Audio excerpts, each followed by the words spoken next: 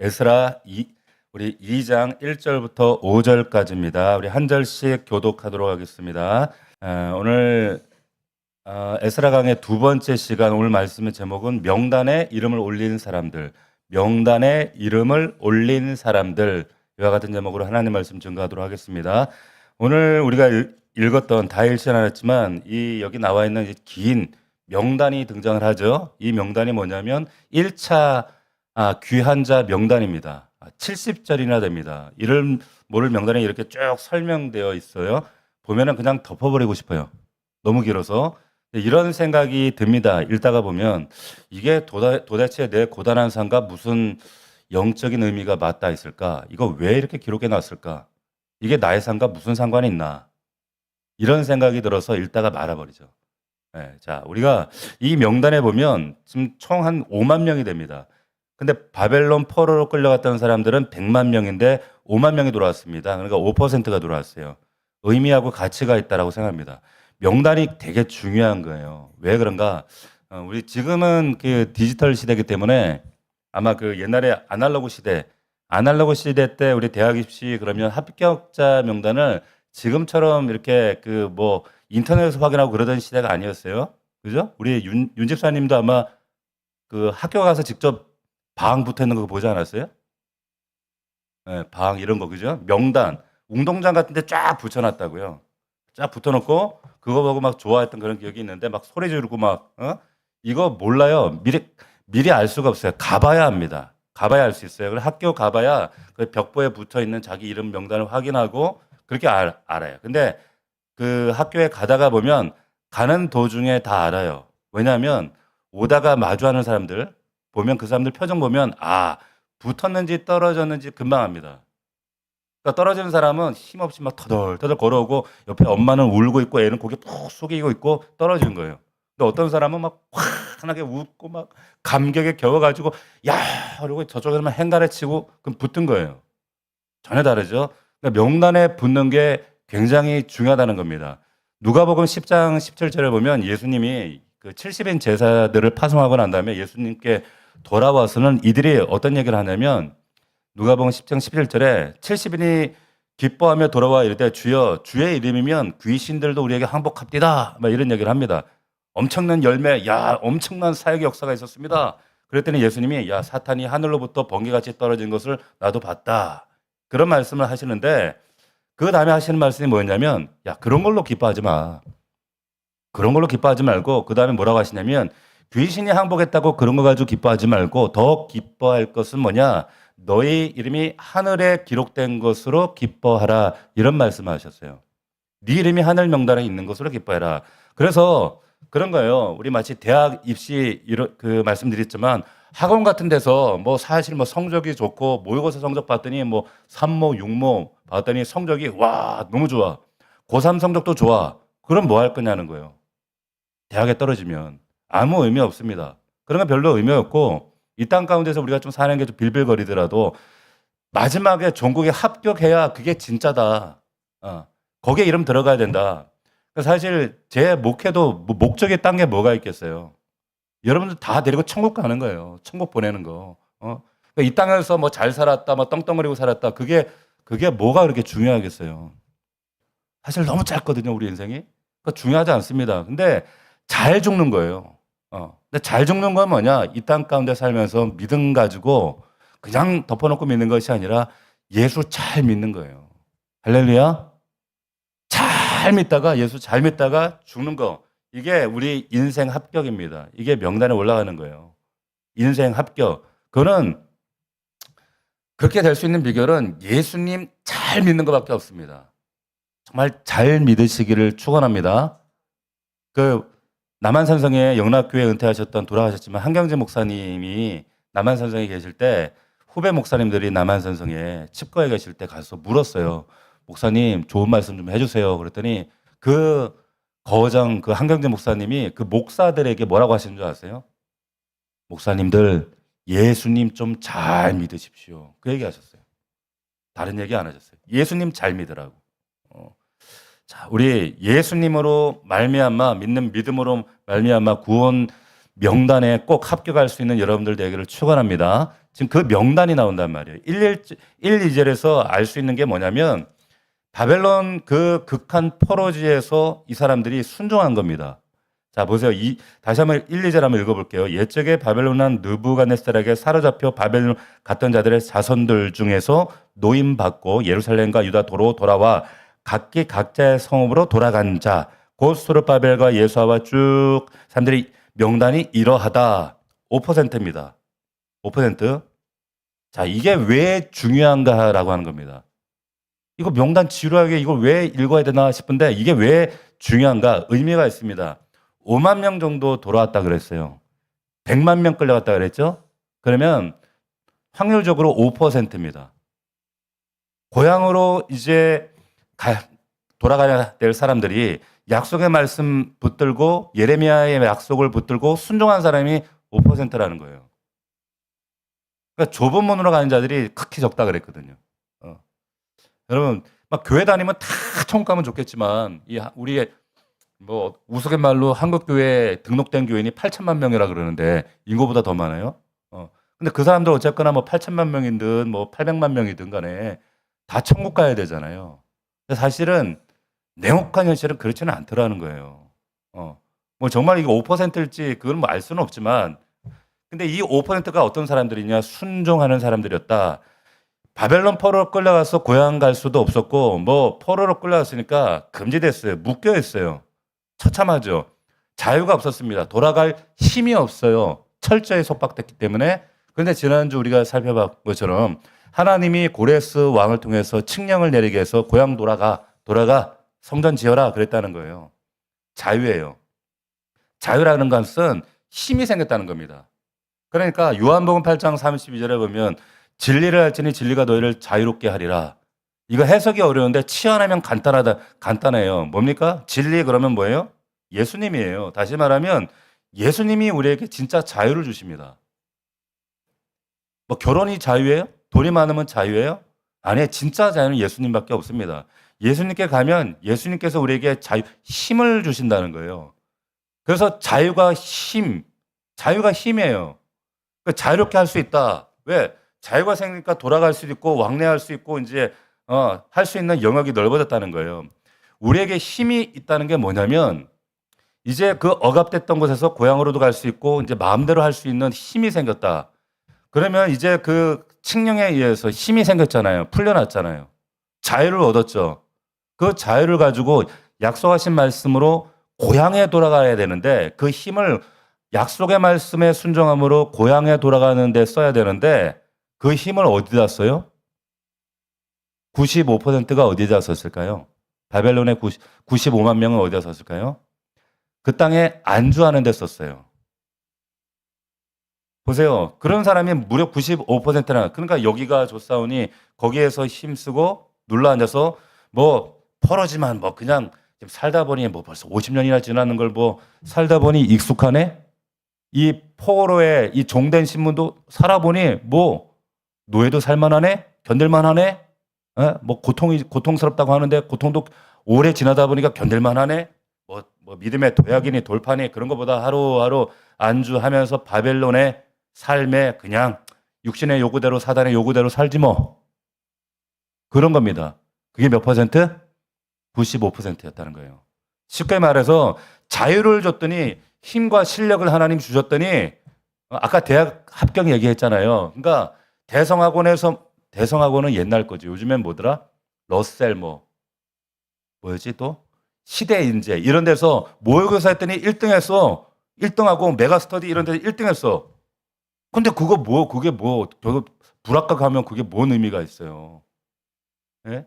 1등하면 뭐 할 거야? 1등하면 인정이야 받겠지. 학원에서 1등하면 실력이야 인정 받겠지만 붙어야지 대학에. 붙어야 하지 않겠어요? 근데 그 힘을 이 땅에다 다 쏟는다는 거예요. 엉뚱한 데 다 쓰고 그러면 정말 한심한 인생이잖아요. 바보 같잖아요. 지금 자유가 허락됐어요. 힘이 주어졌어. 그러면 그 힘을 어디다 써야 되는가? 약속의 말씀으로 하나님 말씀에 천착해서 그 말씀이 이루어지는 곳을 바라봐야 되는데 예? 그게 5%밖에 없었다는 거예요. 5%. 하나님께서 우리에게 진리 안에 자유를 주셨다? 어디다 써야 되는가? 순종했어야 된다는 거예요. 순종에 자기 힘을 다 기울이더라. 이게 지금 중요한 메시지입니다. 그래서 이 사람들이 교회에서 명단을 이렇게 다 쓴 거예요. 이 얼마나 한심한 줄 아냐? 돌아갈 수 있는 자유를 100만 명한테 줬어. 다 줬어. 근데 100만 명한테 힘을 줬는데 근데 5%만 돌아가. 야, 이거 기가 막히지 않냐? 순종하는 건 5%밖에 없대. 95%는 그 땅이 세상에 좋다고 눌러 앉아가 죽치고 있대.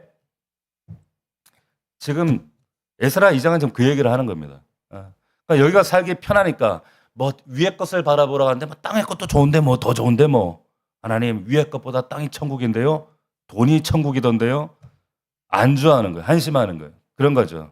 그래서 여기에 지금 똘똘한 애들을 지금 쫙 다 써놓은 겁니다. 이 명단이 지금 써놨는데 이런 사람들이 순종했다. 너희들도 이런 명단에 들기를 원한다. 지금 그 말씀이죠. 우리 지난주 우리 로마서 말씀 나눴잖아요. 로마서 말씀이 뭐라 그랬어요? 인간은 누구도 자유인이 아니라 그랬잖아요. 기억나시죠? 영적 싸움인데 그 싸움 가운데 우리는 자유가 아니라는 거예요. 내 인생 내 거라고 뭐 내 돈이고 내 자녀고 내 시간이고 그런 것 같지만 착각하지 말라는 겁니다. 뭐냐? 실은 죄의 종이거나 의의 종이다. 너희들은 무냐 둘 중 하나일 뿐이다. 내가 자유인이냐 종이냐 그게 핵심이 아니라 누구의 종이냐는 거예요. 너는 의의 종인가 아니면 죄의 종이냐. 지금 로마서 그 얘기했어요. 그래서 신앙의 능력은 뭐냐? 재능이 아니라 순종하는 데 있다. 순종해야 된다. 성경이 분명히 말하죠. 그래서 로마서 6장 16절에 뭐라 그랬어요? 누구에게 순종하든지 그 순종함을 받는 자의 종이 되는 것이다. 너 지금 가만히 봐봐. 너 지금 누구의 종으로 살고 있니? 예? 하나님의 종이니? 아니면 육신의 요구대로 사는 너 육신의 종이니? 지금 그 얘기를 한다는 거예요. 그래서 여러분 우리가 순종할 때 도약이 일어나고 기적을 경험하지만 불순종하면 켜켜이 쌓이기 시작하면 도태가 되어지더라 라고 하는 것을 로마서 바울이 명확하게 얘기합니다. 순종했더니 불순종 죄에 순종하면 죄의 열매가 맺히고 성령께 순종하면 성령의 열매 사랑과 희락과 화평과 오래 참은 자비 양성 충성 온유 절제가 이게 맺히는데 내가 어느 쪽에 흰 말이냐 검은 말이냐 어느 쪽에 먹이를 주느냐에 따라 순종하느냐에 따라 승패가 갈라지는 이치다. 기억나시죠? 지금 같은 맹점이에요. 그런 실증적인 예가 지금 이 명단이라는 겁니다. 여기 보면 1, 2절에 나오는 이 얘기들이 지도자들, 순종한 지도자들이 12명이 쭉 나와요. 근데 여기 사실 세보면 11명이거든. 근데 왜 12명이라고 하냐면 느헤미야에 보면 느헤미야 7장 7장에 보면 사실은 12명입니다. 12명으로 나와요. 이 명단이. 이 12명이 이와 같다. 그러면서 2절에 쭉 이제 나오는데 이제 이 12명이 이제 대표적 가장 먼저 선두에 여러분들 눈에 익은 사람도 있고 뭐 모르드게 같은 사람 그죠? 뭐 스룹바벨, 예수아, 느헤미야 이런 사람들을 쭉 등장을 합니다. 그러니까 여러분 순종하면 어떤 일이 벌어지냐? 일단은 하나님이 힘을 주세요. 힘을 주십니다. 그거 아세요? 내가 가지고 있는 힘이 있어요. 힘이 있는데 순종하면 하나님이 거기다가 가중치라 그러죠. 가중치를 붙여서 능력을 주신다고요. 여러분 이게 굉장히 중요한 여러분 순종해 본 사람은 압니다. 굉장히 중요한 영적인 원리거든요. 그러니까 성교 같은 데를 가면 제가 내년쯤에는 우리가 선교를 한번 가려고 제가 고민을 하는데 선교 같은 데를 우리 청년들하고 많이 간단 말이에요. 가면은 평상시에는 교회에서 되게 좀 빌빌거리고 좀 찌질하던 애들이 선교지 가면 원래 능력은 10인데 선교지 가면 막 80, 90 능력을 발휘하는 애들이 있어요. 그래서 야, 제가 저런 녀석이었어? 제가 놀랄 때가 참 많았어요. 왜 그런가? 위로부터 오는 힘, 능력이 임하기 때문에 그렇습니다. 순종했더니 하나님 거기 가중치 힘을 부어주시는 거예요. 또 이게 또 비슷한 예가 뭐냐면 이런 게 있어요. 예를 들면 우리 여러분들 경제학 용어 가운데 매칭 펀드라는 게 있어요. 매칭 펀드. 이게 무슨 말이냐면 왜 갑자기 이런 생각이 나냐면 요즘에 요즘에 군대를 가잖아요. 군대를 가면 이제 적금을 들어요. 뭐 청년 적금, 청년 뭐 도약 이런 거 하면은 니네들 이제 1년 동안 뭐 예를 들어서 500만 원 넣으면 나중에 기간 지나면 거기다 나라에서 500만 원 얹어 1000만 원 더 얹어 가지고 2000만 원 줄게 이런 거. 그래서 매칭을 해 주는 거예요, 정부가. 매칭해서 그 청년들이 잘해볼 수 있도록 도와주는 거. 그걸 이제 매칭 펀드라고 합니다. 일정 부분을 내가 내면 일정 부분을 기업이나 나라가 이렇게 얹어주는 거. 다른 예를 들면 이제 우리가 그 사회에다가 뭐 이렇게 후원을 한단 말이에요. 후원을 하면 기업이 그러면 당신이 후원하면 기업에서 얼마를 더 후원해서 예를 들면 이제 마라톤을 하면 마라톤을 뛸 때마다 몇 킬로마다 이제 기업이 얼마씩 후원을 하는 거. 자기도 얼마 후원 10km 완주할 때마다 뭐 10만 원 하면 기업이 또 10만 원. 이걸 매칭 펀드라고 하는데 요즘 많이 하잖아요. 그죠? 그런 겁니다. 이거 왜 이런 얘기를 드리냐면 하나님의 매칭 펀드가 꼭 이런 거예요. 순종할 때 이렇게 나타나요. 순종하면. 그러니까 내가 하나님 앞에 시간적으로, 물리적으로, 내가 영적으로 헌신하잖아요. 쉽지 않은 거거든요. 하나님께 헌신하고 내가 결단한다는 건. 정말 이거 하나님의 감동이 아니면 할 수 없는 거예요. 근데 순종하잖아요. 그러면 하나님께 거기다가 매칭 펀드로 곱하기 100을 해주세요. 이건 제 느낌상 그런 역사가 눈에 보입니다. 보여요. 그렇기 때문에 내가 예를 들어서 이걸 그냥 우리가 여러분들이 쉽게 물리적 액수로 내가 100만 원 헌신했는데 사용되어지는 역사를 보면 이게 1억 가치의 역사 기적들이 나타나더라는 거죠. 예. 그러니까 하나님 우리 교회 이런 하나님께 쓰실 만한 그런 은사자들이 나오게 해주세요. 나는 기업가들이 보세요. 하나님께 순종하는 자에게 매칭으로 하나님 도와주시거든, 힘 주시거든요. 하나님은 그러세요. 꼭 그러시더라고. 그래서 순종이 되게 중요한 겁니다. 그래서 순종하면 하나님이 1000배, 100배를 주시는데 그게 하나님 하시는 방식이 그래요. 하나님이 하시는 일이 그렇다.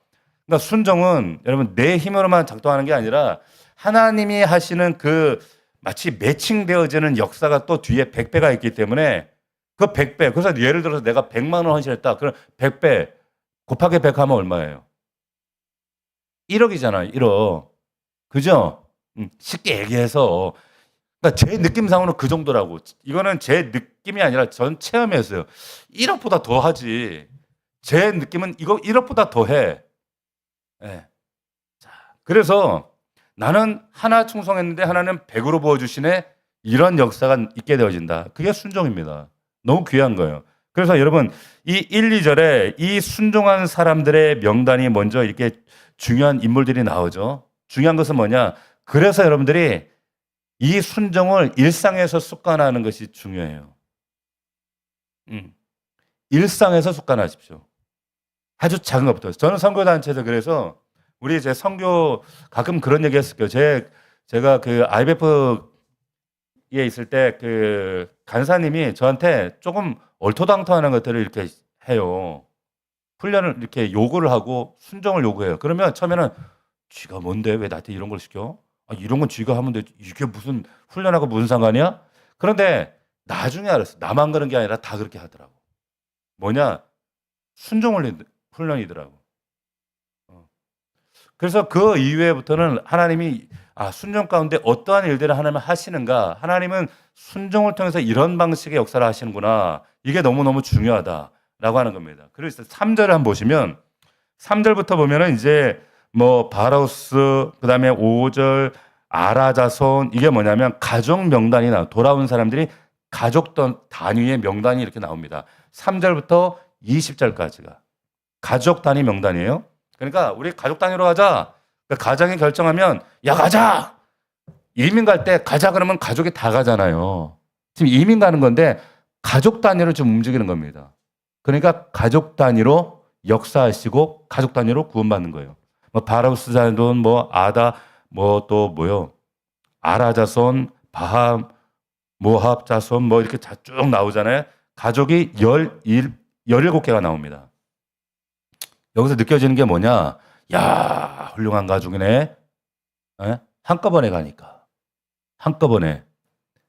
제가 어릴 때 어머니의 그 사역자 특성상 교회들을 뭐 교단과 관계없이 순복음교단, 침례교단, 장로교단 이렇게 전도사님으로 계실 때 제가 참 인상 깊었던 교회 중 하나가 부산의 동네라는 곳에 순복음 안락교회라는 곳이 있는데 안락동에 있어서 안락교회예요. 근데 그 교회에 참 그 목사님을 잊을 수가 없어요. 최석은 목사님이라는 분인데 너무나 뭐 천사 같고 열정이 너무 많으신 분이었어요. 근데 특세를 1년에 한 세네 번을 해. 근데 제가 어떤 마음이었는지 모르지만 어릴 때 누나하고 온 가족이 다 나가요. 뭐 온 가족이 우리 세 식구지만 가족이 나가요. 근데 40일 특세를 1년에 한 세네 번을 하잖아요. 그러면 그 특세가 끝날 때마다 이렇게 선물을 줍니다. 뭘 주냐? 시계. 이렇게 이런 탁상 시계나 아니면 뭐 이런 트로피나 근데 거기에 뭐 몇 차 특세, 몇 차 특세를 주는데 그러니까 예를 들어서 가족 구성원이 6명이다 그러면 시계를 6개를 주는 거야. 여러분한테 이제 가족이 우린 4명이다. 시계를 4개 줬어. 그럼 어떡하겠어요? 우리 윤 집사님 같으면. 그럼 한 3개는 당근에다 팔지 않겠어 또. 그죠? 그럴 거라고. 딱 당근 봤더니 막 더 넘치는 시계가 막 돌아다니고 있어. 막 그럴 텐데 그때는 어떻게 했냐면 그 시계를 받아 가지고 못 나오신 분들을 주거나 연약한 성도들, 아프신 성도들 그런 분들한테 뭐 온라인 예배 그런 것도 없잖아. 그런 분들 나눠주거나 그리고 전도용으로 나눴어. 굉장히 은혜가 있었어요. 막 감사가 있고 그리고 집에 그 내가 몇 차부터 이렇게 했던 그 쭉 특세 그 트로피와 시계 뭐 이런 걸 모아 이렇게 기념 그 장에다 넣어두는데 그게 갑오 같았어. 근데 어느 날 보니까 없어졌더라고요. 이사 다니면서. 어쨌거나 그러니까 무슨 말이냐면 이게 되게 아름다운 겁니다. 가족별로 이게 신앙을 세워요. 가족 단위로 헌신하는 거. 이게 여러분 굉장히 귀하고 아름다운 겁니다. 그래서 가족이 하나 된 것. 우리가 선교를 가더라도 뭐 가족 단위로 뭐 베트남 선교 간다, 태국 선교 간다, 온 가족이 함께 가는 거. 남들은 다 바캉스 가고 호캉스 가고 그럴 때 가족이 선교를 간다. 이거 너무너무 아름답고 귀한 거거든요. 평생의 아이들에게 신앙교육 여기에 절반은 다 하는 거예요. 정말 귀한 거거든. 근데 가만히 보면 이런 가문이 진짜 기독교 명문 가문이 돼요. 명문 가정. 그래서 처음에 하나로 시작했는데 온 가족이 출애굽 하듯이 바벨론에서 나올 때도 온 가족이 나왔다. 그게 17개 가족이었다. 17개 가문밖에 없었다는 거예요. 100만 명 가운데. 예? 여러분 가문에도 이 17개 가문처럼 여기에 포함되는 여러분들 가문이 되시기를 주의 이름으로 축복합니다. 축원합니다. 아멘. 자, 그리고 21절부터 쭉 나오는 건 뭐냐면 이제 지역 사람들이 나와요. 21절 보세요.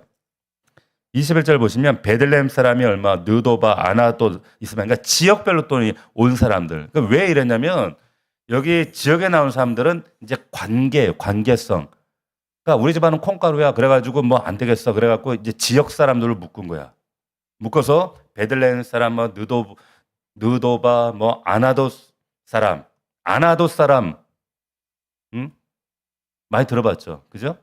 그러니까 관계 중심. 요즘 말로 말하면 팀 중심, 목장 중심, 아니면 뭐 동천동 목장 중심, 용인 목장 중심, 뭐 이렇게 설명할 수가 있는 거예요. 이거 뭐냐? 우리 가족, 전 가족이 구원받을 때 내가 그때 하지 뭐 그게 아니라 되는 것부터 먼저 하자는 거예요. 관계 중심으로 먼저. 목장, 우리도 목장이잖아요, 목장.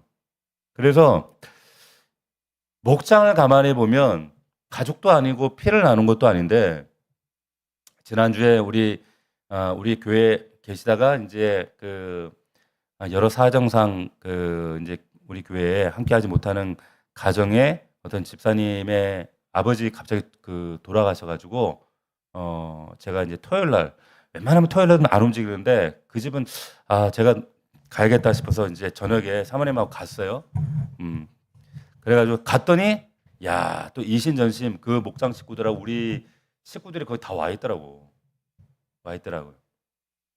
참 그래서 예배 드리고 함께 기도하고 그 목장에서 함께 걱정하고 기도해줬던 그분들이 한 자리에 모이니까 또 거기서 보니까 반갑고 얼마나 좋은지. 그러니까 뭐냐면 지역 사람, 지역 중심으로 관계 중심이다 이거예요. 그래서 하나님 앞에 같이 순종했다 그거예요. 이게 굉장히 중요합니다. 한 마음이 되어지는 거. 목장 중심에 한 마음 이신전심이 되는 거. 또 그다음 세 번째는 뭐냐? 지도자들이에요. 36절, 39절 보시면 이거는 제사장이거든요. 36절에 보면 제사장들은 예수와의 집 여다야 자손이 973명하고 쭉 이제 39절까지 나오는데 여러분 그 제사장은 그 모세 오경에 보면 24개 반열이 나와요. 그러니까 목사들이라고 할지라도 24개 반열이 끌려갔는데 4개 반열만 왔다. 이게 쉽게 얘기하면 6분의 1만 왔다. 그러니까 그런데 수는 10분의 1이야. 제사장이 여기 보니까 총회 보니까 4,289명 그랬는데 야, 그래도 제사장 고립 좀 다르긴 다르구나. 많이 나왔어요, 많이. 다시 돌아오기 제자리로. 그런데도 불구하고 저는 딱 드는 생각이 뭐냐? 근데 안 나오는 것들은 또 이건 뭐요? 제사장들이라고 목사라고 하는 것들이 그런 생각이 들잖아요. 예? 돌아온 6분의 1이 보여야 되는데 6분의 5가 저는 또 마음에 걸리는 거예요. 아, 그래도 목사인데 제사장들인데 얘네들도 뭐 하는 건가? 그만큼 믿음 지켜내기가 어렵다는 겁니다. 40절에서 42절까지는 내외인입니다. 엄청 적게 나왔어요. 314, 41명. 그러니까 이런 거예요. 내외인들. 그러니까 목사는 많이 나왔는데 말하자면 쉽게 예를 들어서 목사는 많이 나왔는데 전도사는 안 나왔어. 적게 나온 거야. 또 다른 말로 하면 담임 목사는 왔는데 목자들이 안 나왔네. 그러니까 목사가 힘들어. 쉽게 얘기해서 목사님 열심히 가세요. 저는 그냥 바벨론에서 살게요. 안주할게요. 이런 거죠. 그러니까 힘들어. 옛날이나 지금이나. 그러니까 포지션 관계, 헌신하는 게 되게 중요합니다. 그래서 또 하나는 뭐냐면 여러분 우리 그 요사 강의할 때 나눴지만은 43절에서 54절까지 보면은 거기 이제 43절에 보면 느디딤 사람이라는 게 나와요. 느디딤 사람. 이게 요사 9장 10장에 나오는데 이 사람들이 누굴까요? 이 사람들이 기브온 사람들이에요. 들어봤죠? 기브온 사람들? 그러니까 충성을 다하고 끌려갈 때도 같이 끌려갔다가 돌아올 때 인구 비례로 찾으면 압도적 비율로 돌아왔던 사람이 바로 이 느디딤 사람이에요. 기브온 사람들. 귀한 사람들입니다. 그러니까 먼저 된 자 나중 되고 나중 된 자 먼저 되는 거예요. 그러니까 초신자들을 바라볼 때도 저는 그런 마음이에요.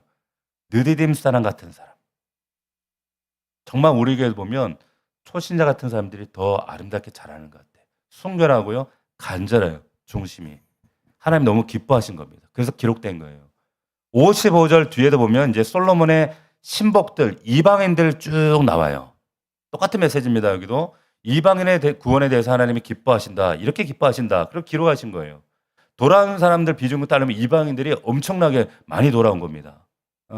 그 다음에 59절, 63절까지 보세요. 59절 보면 이 사람들은 뭘까요? 59절부터 63절. 한번 자세히 보세요. 이 사람들은요, 애매한 사람들이 있어요. 애매한 사람들. 그러니까 59절 한번 보세요. 델멜라와 델하르사와 그룹과 아땅과 입멜에서 돌아온 자가 있으나 그들의 조상의 가문과 선조가 이스라엘에 속하였는지 밝게 알 수가 없었더라. 애매해.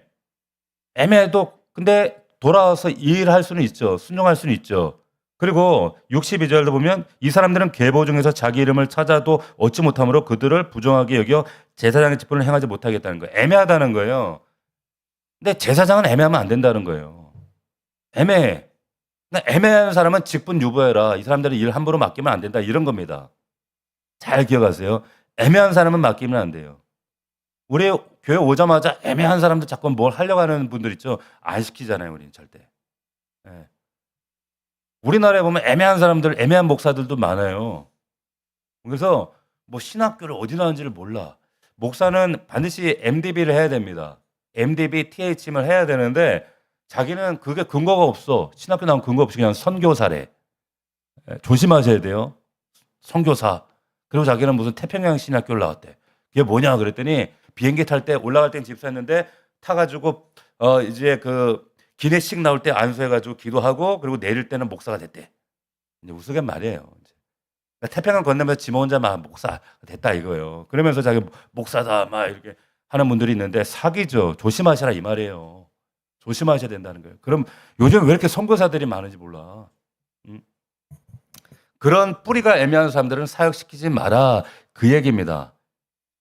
교회도 보면 어디서 뭐 했는지 모르는데 자기가 뭐 안수집사였다, 오늘 장로였다, 목사였다 이런 분들이 간혹 찾아와요. 저는 그냥 밥만 사주고 보내요. 확인이 안 되는 겁니다. 자, 근데 여러 가지 얘기할 수 있습니다. 여기 전체 메시지는 뭐냐면 핑계 대지 말라는 겁니다. 핑계 대지 말고 유보하지 말고 순종하는 것은 고민하는 게 아니라 당장 할 수 있는 거죠. 그냥 순종하는 겁니다. 약속의 말씀 붙들고 너희들 시한이 차면 돌아온다고 하셨거든요. 그 말씀에 반응하는 거예요. 예레미야의 말씀에. 가족끼리 당장 할 수도 있고 아니면 관객끼리, 지역끼리, 종이 그렇게 순종할 수 있는데 머리 굴려서 계산하고 뭐 이 땅의 끝을 바라보고 그럼 절대 순종할 수 없다. 그러면 도약과 기적을 기대할 수가 없다라고 하는 거예요. 그런데 여기 이 사람들은 돌아오더라는 거예요. 이 기록된 명단들은. 응? 이들. 그런데 우리 로마서 5장 3절 4절을 보면 이런 말씀이 있어요. 왜 우리가 이렇게 하나님 앞에 순종하기가 어려운가? 보세요. 다만 이뿐 아니라 우리가 환난 중에도 즐거워하나니 이는 환난은 인내를, 인내는 연단을, 연단은 소망을 이룬 줄 알미로다. 연단이 뭐예요? 연단이란 것은 다른 말로 하면 기량이에요. 연단을 통해서 내 믿음의 기량, 실력이 늘어요. 안 되면 어때? 그냥 내 눈앞에 결과가 지금 당장 기대했던 결과 오지 않더라도 뭐예요? 믿음의 기량이 는단 말이에요. 그래서 순종이 귀한 겁니다. 순종이. 인내는 뭐예요? 거둘 때까지 그 사이클을 참는 거거든. 그 시간들을 견뎌내는 거거든. 그래서 인내가 믿음이에요. 인내 자체가 그 인내로 결실하는 겁니다.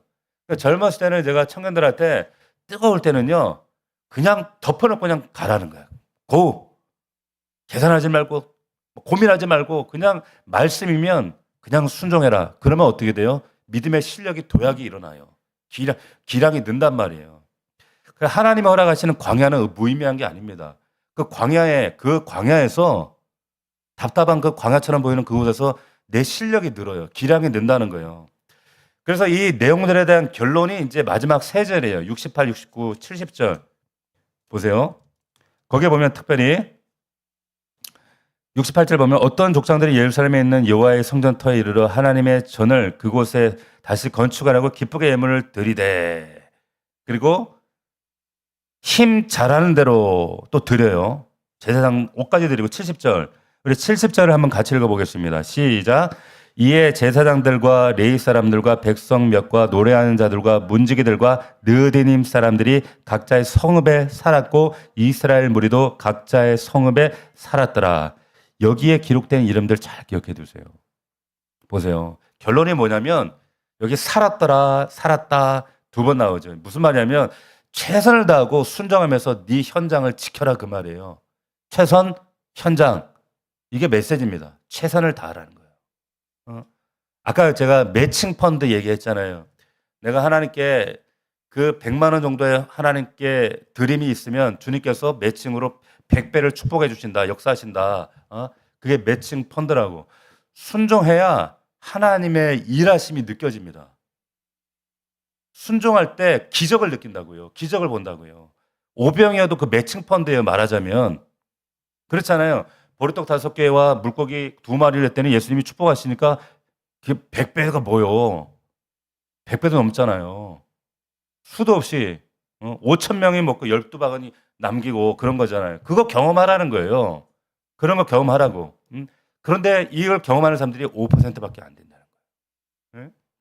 순종하는 자입니다. 여러분들 그 5%가 되기를 축원합니다. 할렐루야. 여기 있는 사람들 가보니까 5% 아닌가 모르겠네. 그러면 안 되는데, 그지? 예. 그래서 내가 작은 걸 드렸을 때 그게 매칭 펀드가 돼서 하나님이 우리 삶 가운데 나의 삶 속에 나만 깨달을 수 있는 엄청난 매칭 펀드로 일하시는 거 기쁘잖아요. 얼마나 감격스러워요. 그러니까 기쁘니까 힘이 안 들지. 힘이 안 들지. 이런 감격과 이런 기쁨이 넘쳐나는데 요즘에는 안주하느라 그런 게 없어. 운동도 보세요. 제가 운동을 헬스장에 가면은 뚱뚱한 사람 하나도 없어요. 그래 안 그래요? 진짜 다 날씨 하나같이. 쟤는 저렇게 몸이 좋은데 왜 운동할까? 다 몸 좋은 사람만 운동한다니까? 근데 기도해도 그래. 운동하고 기도해야 될 인간들은 얼굴들은 안 보이고 다 기도 그냥 단단하고 탄탄하고 이런 사람들만 헬스장 오듯이 교회 온다니까. 그러니까 박 목사가 속이 상하겠어 안 상하겠어요? 예? 뭐 헬스장이라고 하면 우리가 뭐 헬스장에 오는 건 아니지만 여러분 진탕 운동도 팍 진짜 진탕 숨이 차도록 해야지 이게 팍 도약이 일어나는 거지. 예? 그냥 대충 해가지고 이거 그런 운동 효과가 안 나타나요. 그건 활동이지. 충만하게라는 거예요. 충만. 성경에서 충만이라고 하는 것은 팽창하는 거예요. 팽창한다. 이게 피트병에 물이 꽉 차면 터진단 말이에요. 도라모통에 이게 그 기름이 꽉 차 있다가 터지잖아요. 압력으로. 터지는데 그때 팽창할 때 그때 성장과 도약이 이루어집니다. 그게 하나님 일하시는 방법이에요. 그래야 성장을 합니다. 68절, 69절 이 말씀 여기 나와 있는 것처럼 이 사람들이 잘 보세요. 여기 보니 68절에 69절에 힘 잘하는 대로 이렇게 그리고 심지어 제사장은 옷을 100벌 제사장도 그 옷을 드려야 됐어. 그리고 기쁘게 드렸대. 68절에 보니까 예물을 기쁘게 드리고 힘 되는 대로 잘하는 대로 이렇게 했어요. 그리고 마지막에 보니까 각자의 성읍에 살았다는 얘기예요. 잘 먹고 잘 살았다는 것이 아니라 자신의 자리 지켰다는 거예요. 1절에서 말씀드렸죠. 우리가 이 세상에서 살아가는 게 뭐냐면 마치 우리가 세상에 작은 구멍을 뚫고 살아가는 이 꼭 그 참나무 안에 있는 쐐기벌레 있잖아요. 그거 같아. 그 안에 들어가서 버티는 겁니다. 버텨내는 거예요. 마귀가 제일 좋아하는 게 뭐냐? 우리는 믿음으로 버텨야 되는데 마귀는 그냥 숨게 만들어요. 힘들다, 고단하다, 아이 되는 게 없다. 살다 보면은 우리가 인생 살다 보면 우리 약점도 있고 무너질 때도 있고 실패할 때도 있고 고단할 때도 있고 그렇지만 사는 거예요. 살아내는 겁니다. 말씀 붙들고. 근데 그러다 보면 하나님의 역사를 경험할 수 있는데 마귀가 제일 좋아하는 게 뭐냐? 그냥 숨어버려. 잠수 타는 거. 그러면 아셔야 돼요.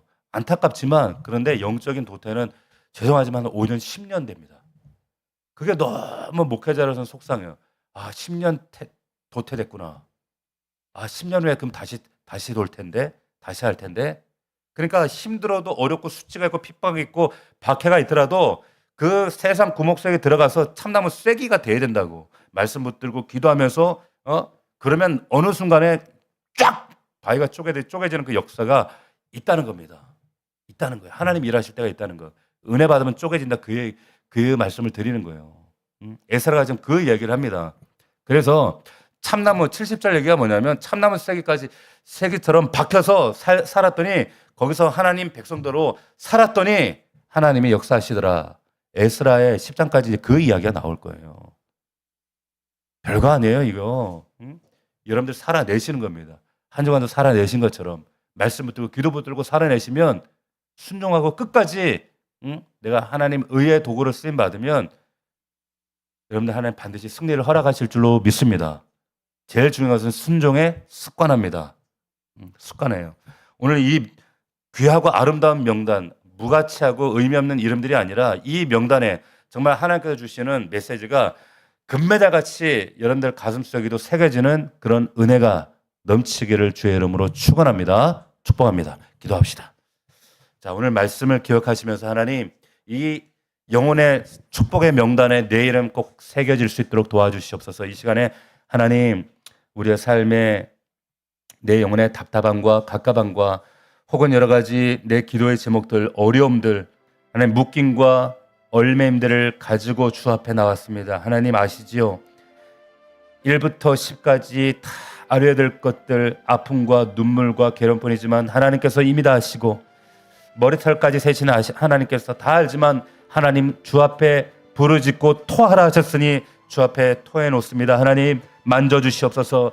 아버지 하나님 문제 해결보다 먼저 하나님 나를 다루어 주시고 나를 만져주시고 나를 순종의 사람으로 만들어 주시고 아버지 하나님 다시 한번 우리의 믿음의 도약과 기적을 체험할 수 있도록 역사하여 주시옵소서. 나라와 민족과 우리 더 넘치는 교회 부흥을 위해 기도합니다. 다음 세대를 위해 기도합니다. 먼저 그의 나라와 의를 구하는 이 밤이 되게 하여 주시고 주님 역사하시고 응답하여 주시옵소서. 우리 간절한 마음으로 주여 세 번 부르고 주 앞에 통성으로 나아갑시다.